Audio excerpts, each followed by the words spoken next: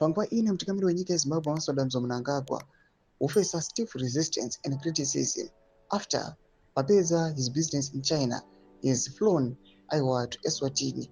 Panguva ino ichitiko vanhu panouya panguva ino vachicriticize kuti all these trips and journeys the president is being engaged in.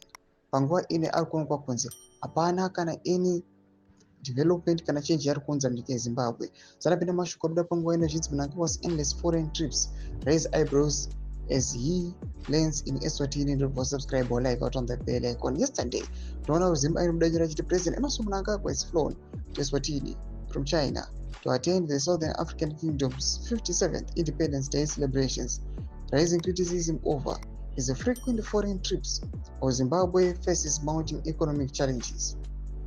Mnangagwa arrived at King Mswati III International Airport, where he was received by Zimbabwe's ambassador to Eswatini, Victor Matimadanda, and Eswatini Prime Minister Russell Lamini. The Independence Day festivities take place at Somplolo National Stadium, coinciding with the Eswatini International Trade Fair, where the Zimbabwean leader is also scheduled to attend. Critics argue that while Mnangagwa focuses on foreign fairs and celebrations, Zimbabweans continue to grapple with soaring inflation, deteriorating public services, and a shrinking job market.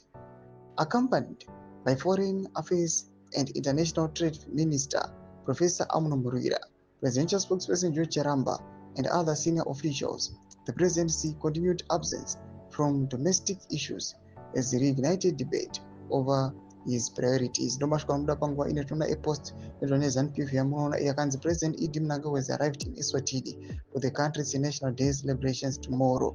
Domashwa anomuda panguva ino tudze mafungiro enyu moti kudii pamusoro pemashoko ari kuuya panguva ino achicriticizewa aiwa against